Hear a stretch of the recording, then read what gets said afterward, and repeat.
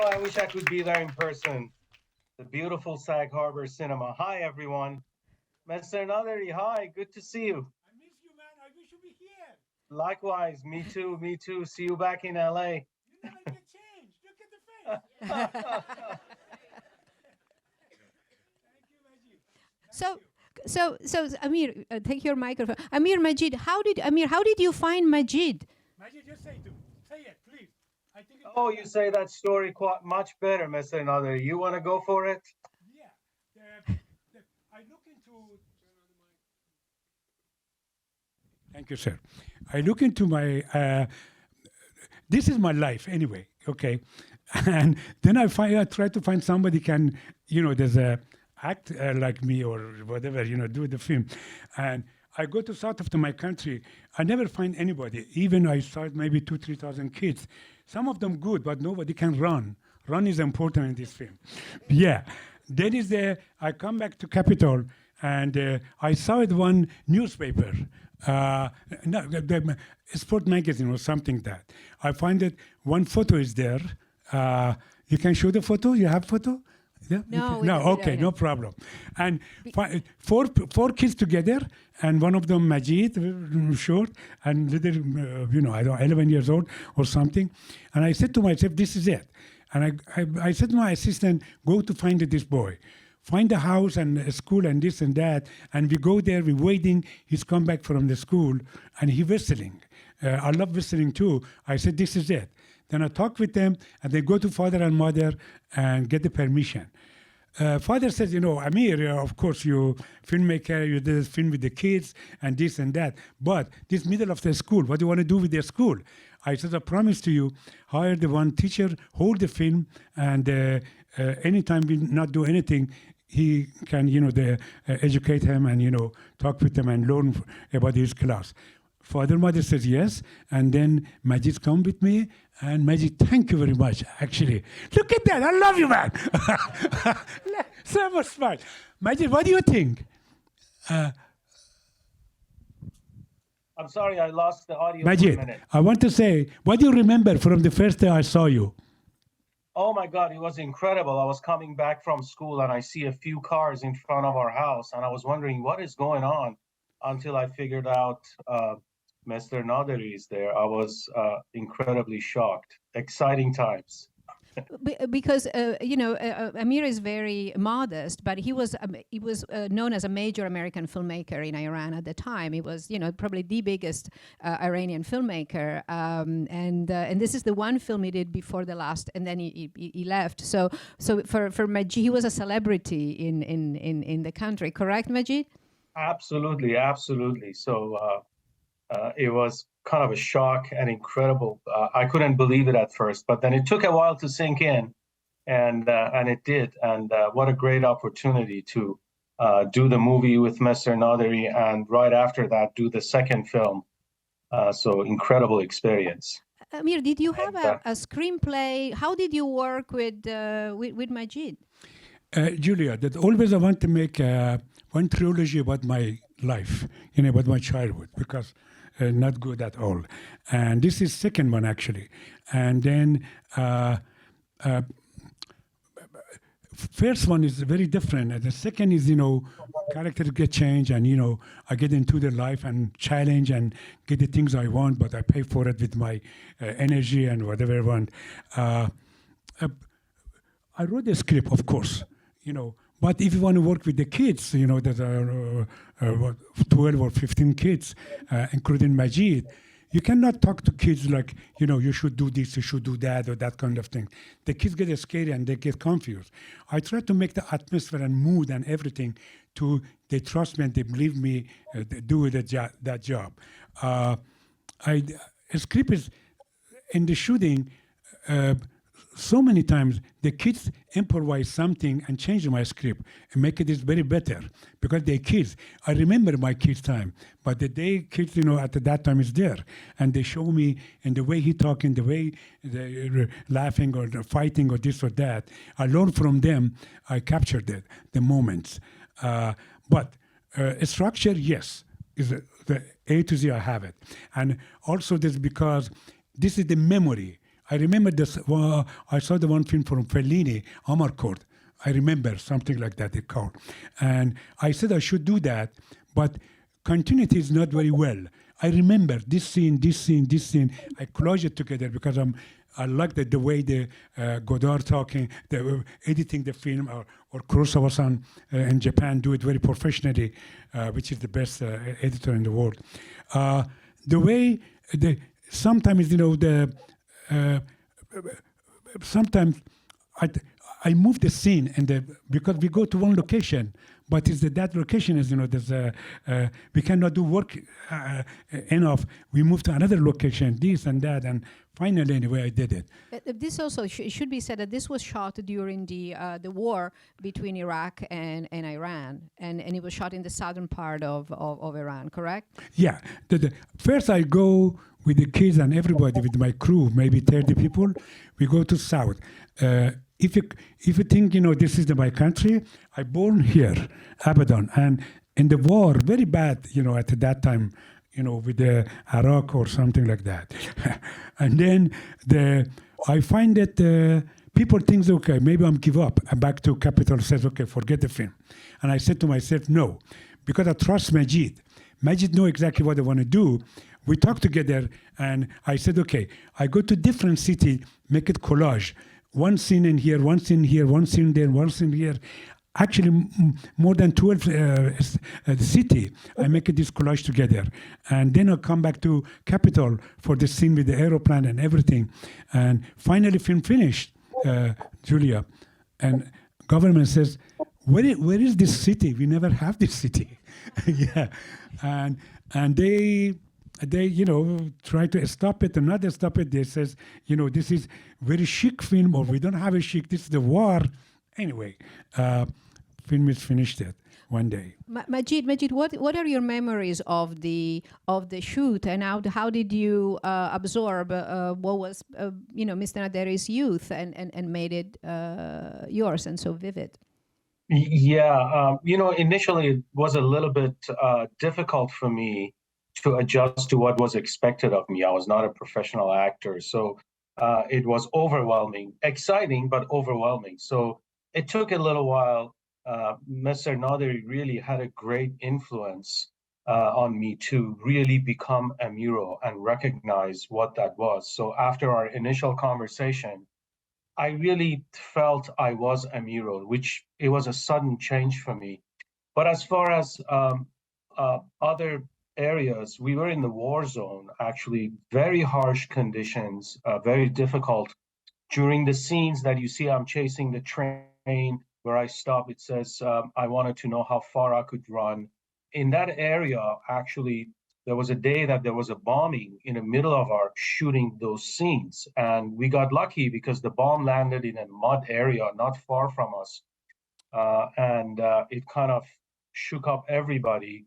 And the interesting part is that the very next day, they had announced they wanted to bomb the same area again. And guess where we were the very next day? Same place, and we were shooting the rest of the scenes.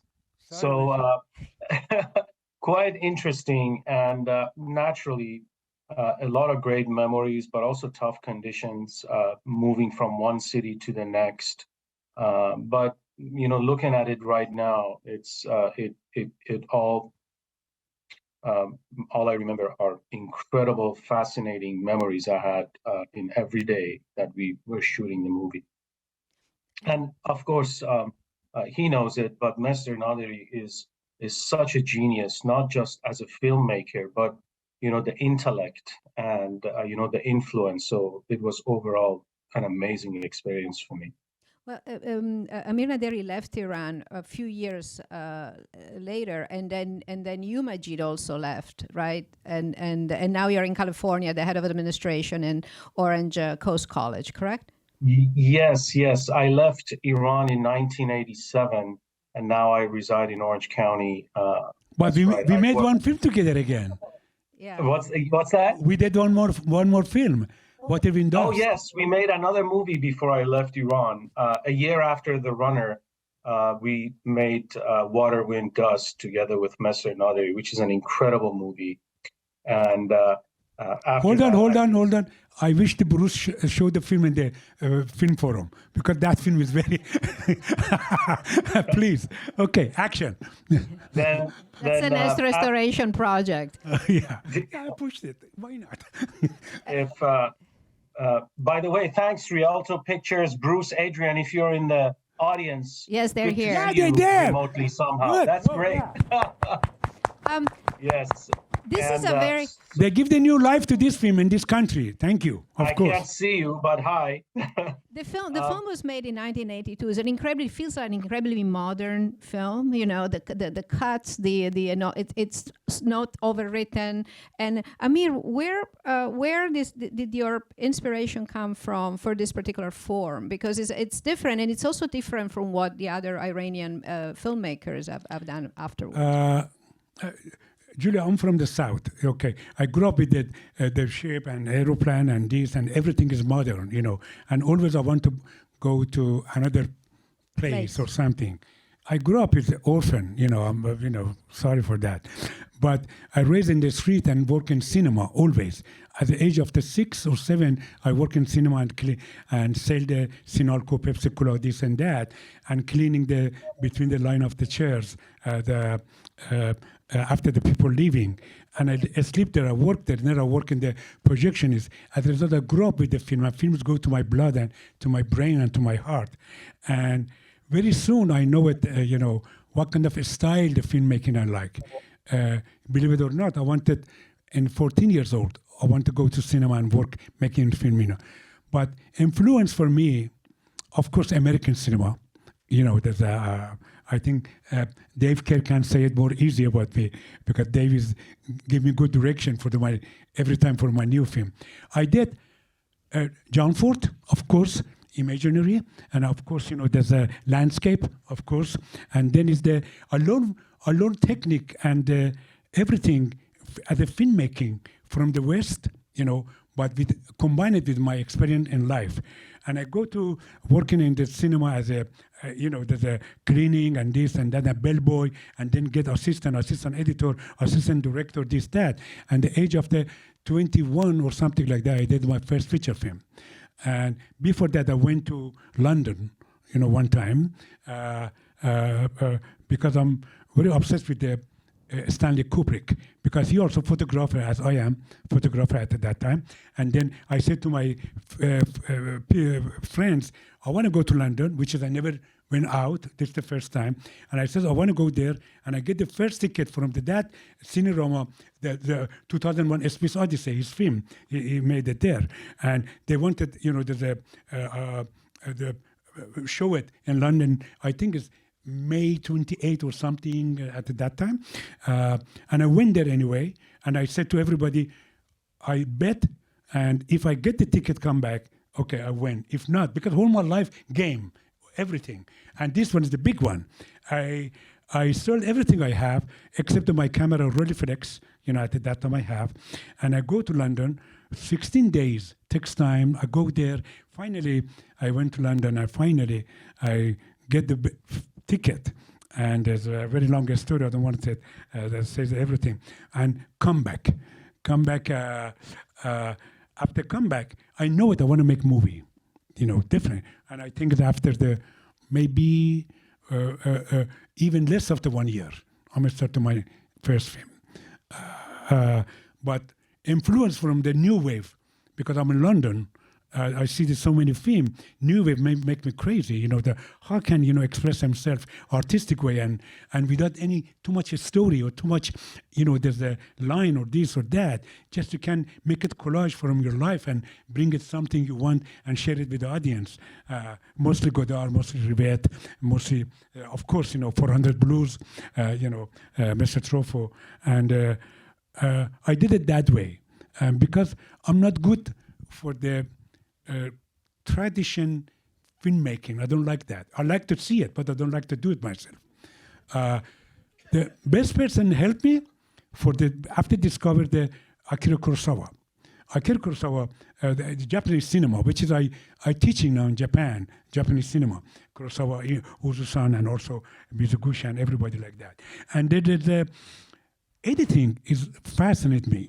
How can with the editing tells the story, not too much dialogue or something like that. As a result, I learned and I did it, and that's it. You can see it. One thing I can say to you, this film in end, Hold the Fire and Ice. And actually, I met the Mr. Kurosawa, Kurosawa-san, in Japan. And this film is very successful in Japan, And I said, you can imagine it. This is not familiar? They said, no, what is that? I says, end of the Seven Samurai, the 40 minutes, whole thing in the rain and that battle and this and that. I said, my battle, 12 minutes, but in the fire and ice. Exactly, I get from Kurosawa. And from beginning, I know that I want to do this, and which is not easy with that fire. Yes. I will turn it to you in a second. I have one question for Madjid. Madjid, how influential was Amir Naderi in your life? How influential was Amir Naderi in your life?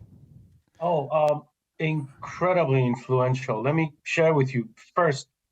When we started working together, naturally after The Runner and Water, Wind, Dust, my life changed completely, on a different path. I mean, I was introduced to so many things that wouldn't have otherwise. And he was a role model for me. But after he left Iran, I left Iran shortly after. Unfortunately, we lost contact for quite some time. After a great number of years, we found each other. So since then, he has continued to be an incredible person in my life and influential. He's really an intellectual. And every time we meet, and we meet actually quite often in LA, it's always something new that I learn from him. So he has absolutely, I have incredibly high regards for him. So quite influential, because I am here as a result of the journey that I had from The Runner and Water, Wind, Dust, and knowing him. Can I say something before that? Yes, Madjid not mention it. We did it second film, okay? And I know that the Madjid after that should be go to war as a soldier young or something. At that time, bring every young kids in the war. And I said to Madjid, let's go make it this film, which is we did it in the desert close to Pakistan, Iran, Pakistan, Afghanistan, that part of the life, my country. And I talked to so many people to if the Madjid want to escape from the country, they can help us or not. The two people work with us. One of them says, yes, I can do it. And after the film finished, we come back to town. And then they said, we contact with you. If there any moment we contact with you guys, should be coming. Okay, cut. After the 2 months or 3 months, Madjid called me, says, Amir, they call me and I want to leave now. I said, how you can leave? He says, I don't know, if I go with aeroplane or something, maybe they catch me or want identification or this or that. Madjid and father and mother rented taxi from Tehran to, that place, taxi. So much money they give it there. And I was so shocked because they did it. And then Madjid get there. He told me that. Madjid, you can say it, please. You get there and see the people that are waiting for you, the guy. Yeah, I very briefly, I actually escaped Iran in 1987. So I had to find contacts that I had through the second movie. Had to hire people to smuggle me across the border. So there was no train. It was during the war or anything to go to that city. So we took a taxi for maybe 30 hours from the capital to the neighboring town. And when I got there, people picked me up. It was quite a journey. There was a 30-minute documentary that kind of documents how I escaped about my life journey. So they picked me up, kept me in a room, transferred me somewhere else.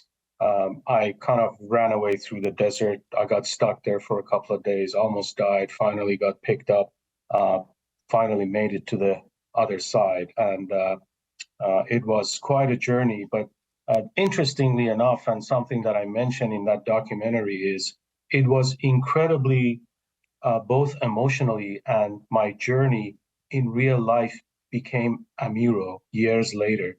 So everything you see in the movie, his struggles, and the scenes that he goes through and what happens really happened very closely in life for me after I left Iran. So it was such a unique emotional experience for me. So every time I see the movie, it's as if I'm watching my own life after I left. So anyway, but happily I'm here now in Southern California. Why not? But Madjid 2 years stay in the Pakistan, which is very bad condition. And then is, I go to Judy Stone, one of them very good critic actually from San Francisco Chronicle, and she watched the film, and I told her a story about the Madjid get stuck in the one place in Pakistan or something. Judy tried to show this film with the VHS to Robert Altman, Scorsese, so many people, and get the signature to can get the visa and bring the Madjid to this country. And then is the Madjid is go to they give the permission to Madjid go to Norway. You can imagine it, from fire and hot and this to Norway. How many years are you in Norway, Madjid? I think 4 years or 4.5 years, and I was in Pakistan, I think 3 years before I made it here. Quite a journey. Yeah, Madjid came to America. It started from beginning, go to a school and get the doctorate. Madjid, what do you graduate? You doctor? Well, again, education was exactly like Amiru, because I was in the middle of the high school when I escaped.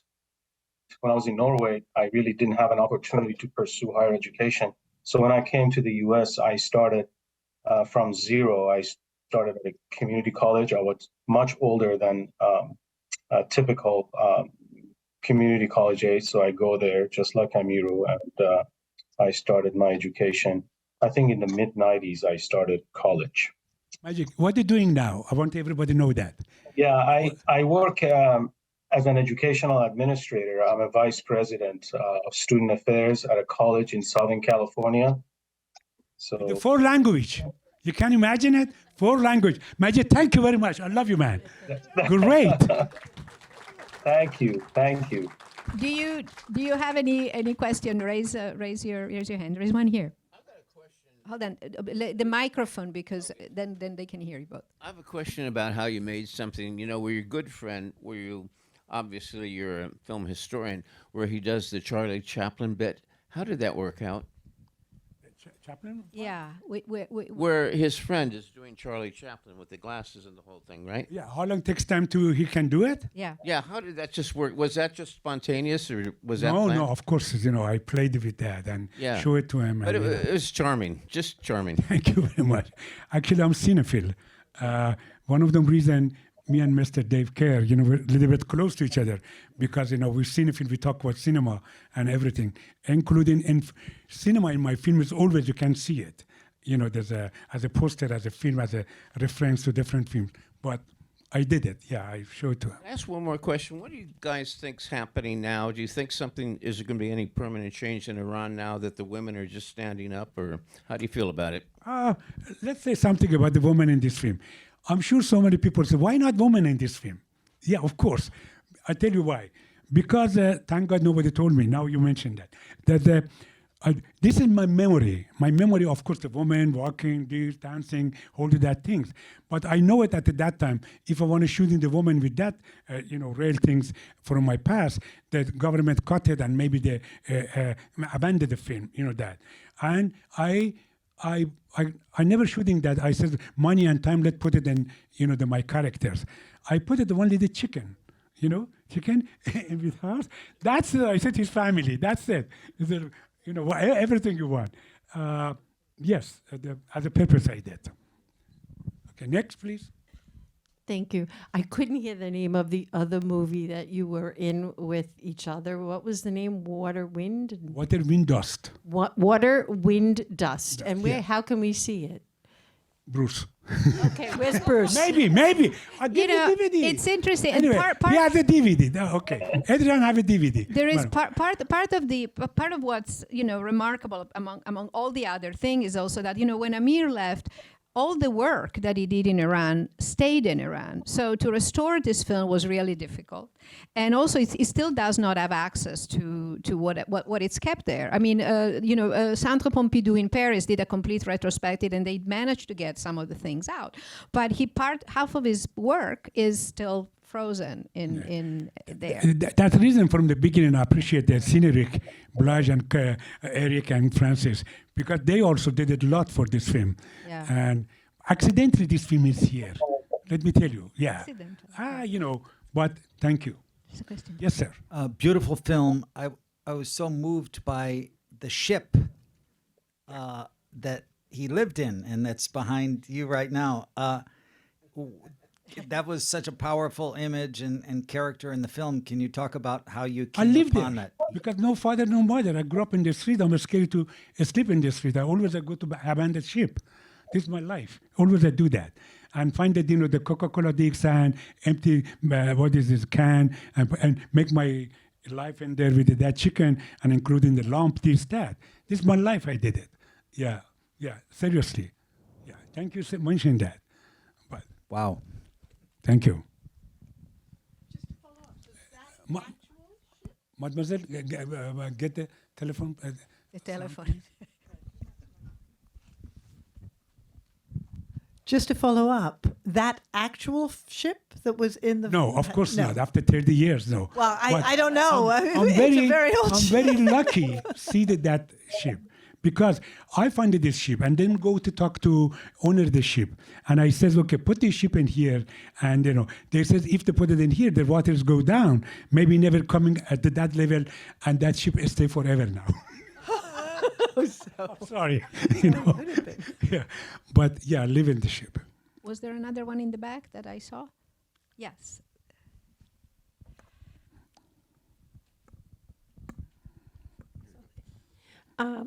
I was always looking if you will jump in the water and go to the ship since you wanted to escape so badly.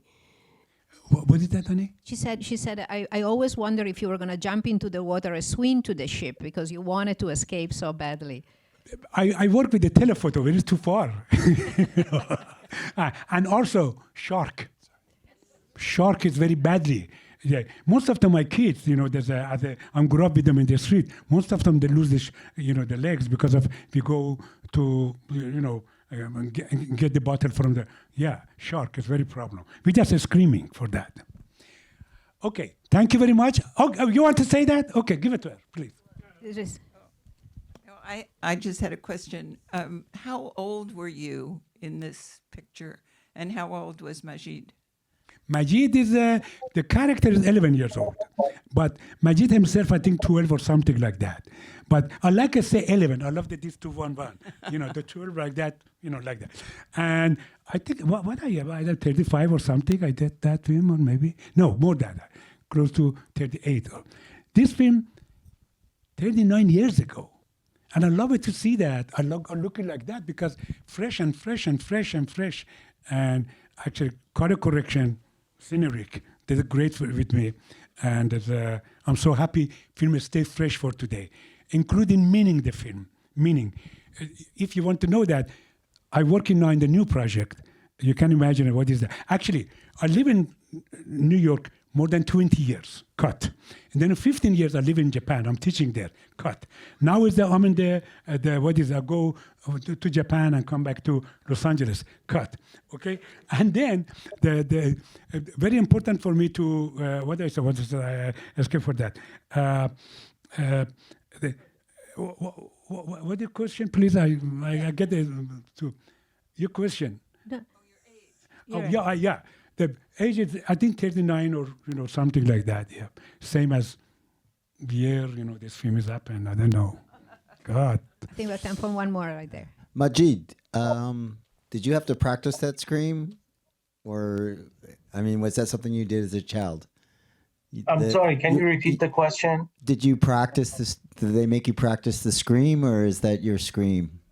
It starts the movie and it ends the movie. You're screaming. You're ecstatic my screaming. Screaming. Yeah, of course. I had to. It was a little bit tough for me in the beginning, but I kind of got into the screaming throughout the movie, and it is me after he said, "No, you're gonna have to scream this way." If you come into my set, all of them are screaming. This is the less easy thing to do. You know, the people around me, yeah, we are screaming always. Ah! Oh, because I work with the telephoto. I'm in here, they there. Ah! Come on! No, yeah! You know, and very easy. But one thing is very important about the alphabet, Iranian alphabet. Anytime in the 4 months, first of all, 4 months or 5 months we're shooting or something, and they get grow up, the hair is less. Or, oh, I'm so responsible about that. I'm so worried about that. And family from the kids, all of them they follow me. They think, you know, I stole these kids and, you know, I go where? And they police after me everywhere. But I go to different cities, nobody can find me, you know. Yeah. And Madjid, I said, Madjid, I wanted your alphabet do it very fast as anything you can. As a result, Madjid, anytime not be in the education for a school with that teacher, he tried to, you know, there's a rehearsing, A, B, C, Aleph, B, T, C, T. And in the end, I said to Madjid, we want to do this very seriously. One aeroplane, 475 or 474 or something, that jumbo jet. I said, this has come up, and you say the fast more than aeroplane that pass you. Madjid did it 4 seconds, and then aeroplane pass. Yeah, I'm so happy for that. Madjid, you did it. Madjid laughing. I love your face. No change. Okay. Thank you. Thank you very much. Thank you. Madjid, I love you, man. I also can relive another. Let me see. I was going to do this every time I drink coffee. I can't hold it, but. That's very good. Thank you very much. Thank you. And thank you to this festival, to this cinema, show this film. And one more thing. The projection, Sarah did a great job. They clean everything and fix the sound. And thank you, Sarah. I don't know where are you. God, I love you. Thank you. And thank you so much. Thank you. Sarah is going to put us a slide that is from the set. And I'll give you a flavor. Oh, that's it. That's screaming more easy. By the way, I'm wearing a jacket over there because I was really burning. It was too close to the fire. Oh, Madjid, I'm sorry.